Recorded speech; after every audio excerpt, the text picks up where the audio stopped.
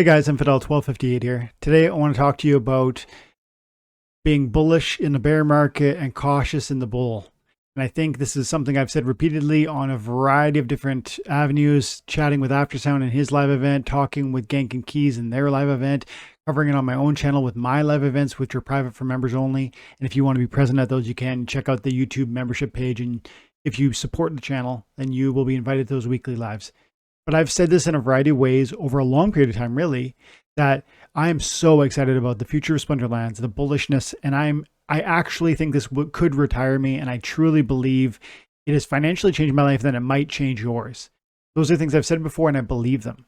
But I'd say that out of a posture of that this game is barely on the radar in terms of anyone knowing about it. And the future potentially could be so bright and so distant from where our current position is at that the multipliers on the returns for SPS, for DC, not so much for DC, for SPS, for your cards, even soulbounds, might be massive. And if that's so, we're not talking about like a little return, we're talking something huge. And so I'm completely bullish right now because one, many people think this game's dead. Because two, the future looks promising. Because three, I believe in the development of this team. So today in this video, I'm going to talk about being bullish right now when other people are sleeping on Splinterlands. But I'm also going to talk about how when the future bull market is in full swing, when profits are at their highest, when multipliers are going crazy, when Twitter and YouTube and Hive blogs are just blowing up about how Splinterlands is changing lives, I will become a bear and you'll hear me talking about prudence and caution and selling and taking profits and not going deeper now at chasing green candles. And that's going to feel weird. Many people are going to hear that message at that time and say, I'm wrong and this time's different. It's not going to be my approach that this time is different. It's going to be my approach that these things are cyclical. Let's talk about that. And before we do, I actually want to say shout out to SplinterCoach.com. They have sponsored the channel for almost 3 months now. Thank you, SplinterCoach, for supporting what we do here to cover Splinterlands and to, incentivize people to learn more about blockchain-based video games. SplinterCoach does that too. It's this tool that for $5 a month will allow you to learn more about how you play Splinterlands. And that information is actually fun to look at. But it also could make you better, or it could open up doors and make you recognize opportunities for different cards you might want to acquire. Maybe you rent and then it shows you, hey, this card wins a lot. And then you now recognize you want to own that card. Or maybe that card does so well,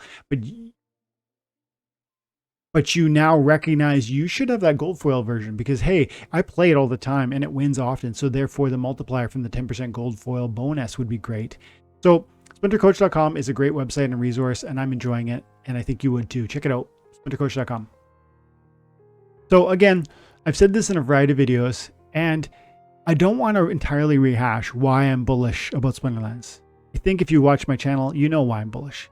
In a nutshell, like within 1 minute, I want to try and quickly say that it boils down to the fact that the assets here are being given to you for your time and attention. And that's different than any other video game. These non-fungible tokens, these cryptocurrencies, these assets that you truly own are yours and can trade or sell or rent.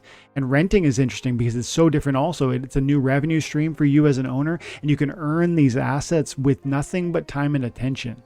That is so important and so key and so pivotal and so different. That's a revolution to video games. And I think that will catch on. And I think it will grow. And I think Splinterlands is both fun and therefore rewarding also. Rewarding, I explained a moment ago, fun also, that combination on the strength and foundation of the fact that I believe in the developers and their aim for the future. That's it. It's fun and it's rewarding. It's fun and I think it has a future. That's my case for why I think this thing could go into a crazy new bull market. And if you want to hear more about that, you just need to stick around because we talk about that a lot here. And if you're new to my channel, my name is Dwayne Cunningham. I go by Infidel1258 and we cover Splinterlands almost every day, sometimes other blockchain-based video games, because I really think this is different. I think this is special. Stick around, like and subscribe if that sounds interesting. So that's the bull case. And I'm going to be in that posture, and I have been in that posture for literally, I don't know, 2 years. Like whenever the last bull market really started running. Let's see. Let's go over to live coin watch and we click on DEC. We can see when DEC went wild. Over here, when DEC was just breaking on its moon mission because of the SPS airdrop and because of all the points you were getting from holding DEC to receive free SPS, we saw this moon mission for DEC. That should never happen again. Now, I can't say will never, but it should never happen again. And yet, it did happen then. And this is in the middle of the exuberance that came during our last bull market when we had 400,000 accounts, 500,000 accounts playing this game, when we had reward cards that were transferable that you were receiving, when we originally had DEC that was being paid out for your rank battles. A lot has changed in Splinterlands since then to try and make it more sustainable, long-term, and probably more of a slow burn. But I am so much more hyped now than I was then because I think those rewards are still there, but I think many people are sleeping on them. So my posture of positivity and confidence comes out of knowing where we've been and where we come from, but also understanding that the vision is solid. And so I have, in the middle of this massive bear market, so we're talking October 2021 was the end of that. We're talking, all of 2022, 1.5 years of prolonged bear market within Splinterlands. These resources just bleeding out. DEC, you're looking at the DEC chart, but card values are similar. I lost probably 66% of my card price value, maybe more. Lands values dropped from $500, $600, $700 a plot down to about $50 a plot, and that's assuming you have commons, right? Unclaimed, unsurveyed were about 700, and then now surveyed commons are about 35. So massive price drops during this bear market. But this is my argument, guys. During a bear market, you prepare. During a bear market, you plant seeds. During a bear market, you fill bags. You recognize not just from any garbage project or coin that you see in front of you, but the question is, do you see fundamental justifications for why a token or a project will thrive? Why it has a future? If the answer for those questions is yes, if in Splinterland's case, you believe, and don't take my word for it, but if you believe it's fun and it has a future, then you should be interested in this project. And then that interest can take one of many ways. You might then say, well, I'm going to invest my financial resources, my money to buy assets, SPS or DEC or cards or packs or Rooney or land plots, etc.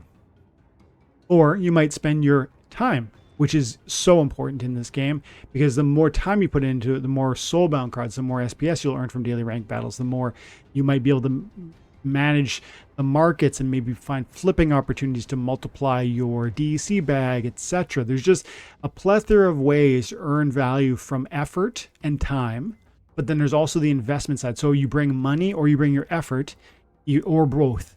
And if that's, again, foundationally, you see this as fun and has a future, and if you're willing then to put your money or your time where your mouth is, there's opportunity here. But the key is that is a long-term prospect. It's investment either financially or with your time over a long time horizon, not over days or weeks. I'm buying in, aping in with big money. It's actually more like over a long, prolonged period of time, I'm going to slowly DCA into a position with finances, or I'm going to earn a position within the game through putting my effort out. And again, that's usually going to mean soul-bound reward cards. In this case, in the old days, it just would have been your reward cards. But now soul-bound reward cards are the path that you get paid, I guess, from your card perspective. You could also say gladiators. Gladiators are also a revenue source because they are paid to you in some sense because you put forward effort into the game, and your gladiators, they're not transferable, but I mean they produce SPS revenue because they can be played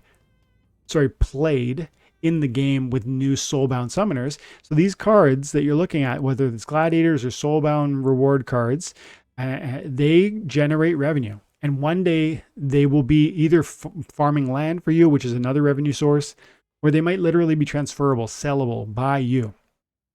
So there's revenue streams here today, but during a bear market, what happens is, I think 9 out of 10 people say, I'm not interested in the trivial rewards available to me, so I'm going to ignore what you're speaking about, what you're talking about, the opportunities you're raising. And then simultaneously, but there's 1 out of 10 says, no, yeah, let's go. Like, I see opportunity in what you're describing, and I'm willing to, push either, again, money or time into a place where I can then access some of that value. I can reach a place where I'm actually going to be able to extract some of that value, because I see an opportunity.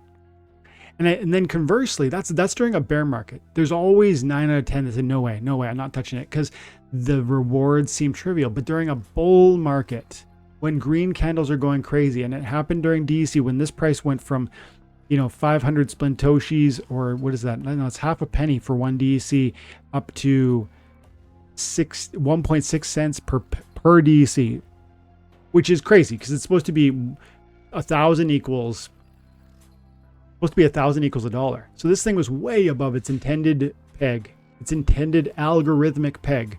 But people were chasing it, buying it, and there were people in the comment section saying things like, no, like, you don't get it. DEC is never coming down. It's going to go up and up and up.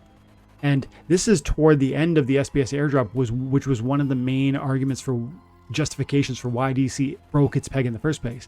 So it's like the one justification that brought you here, you're willing to now speculate that there's going to be some future unknown. And that's what happens during a bull market.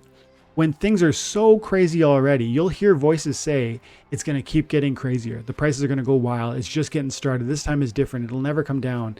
Not just moon mission, but Mars.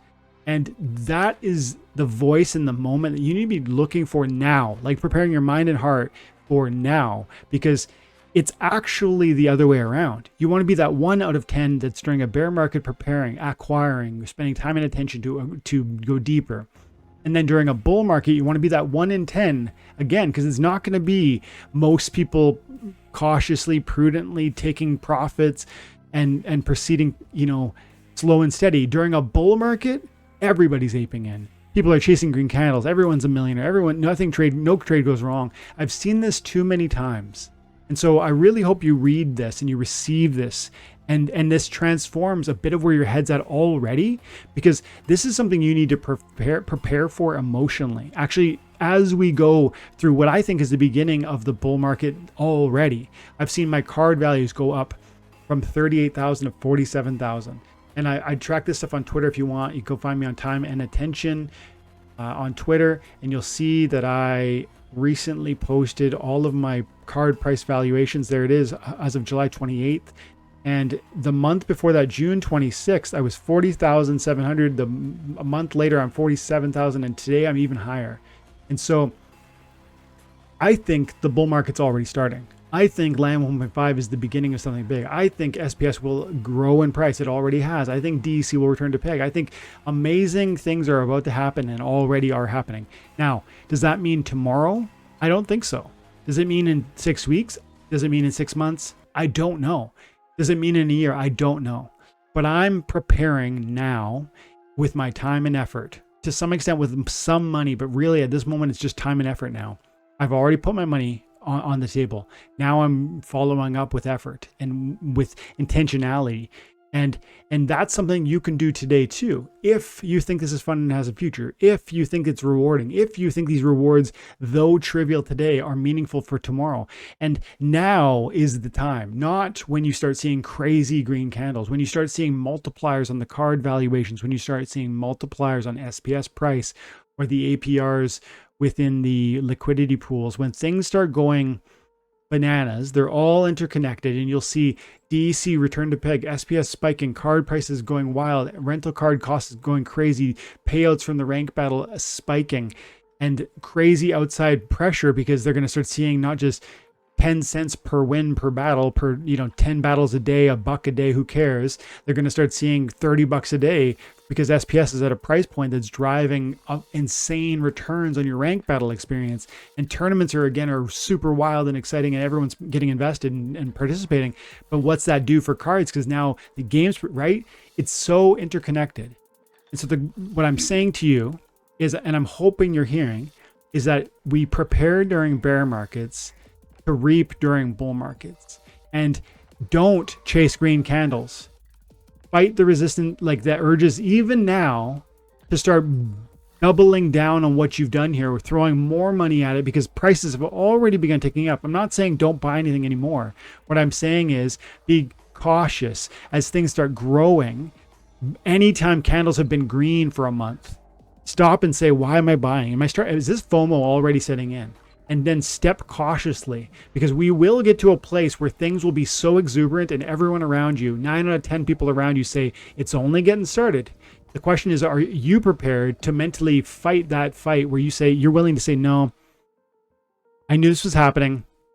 I expected us to reach this place, but now I need to be cautious. I need to be prudent. I need to take something off the table so that I can be prepared for the following bear market, because there will be a future bear market after the bull, and then another bull after the bear, and so on. That's my view. That's how I position myself within Splinterlands. That's how I position myself within crypto. Take it with a grain of salt. You know, I'm not rich right now. I just have a good amount of bags from that approach. So take it all with a grain of salt. But really what I hope you're hearing is prudence. Take things slow in the bear, but go deeper. And then prudence. Take things slow in the bull and take profits when you can. That's what I'm hoping that this channel is able to communicate to the people who are listening, so that more might benefit and that more lives might be changed for the better from a video game. That's what I really believe is possible. And if you think that's interesting, stick around, stay tuned, like, and subscribe. Have an amazing day. God bless.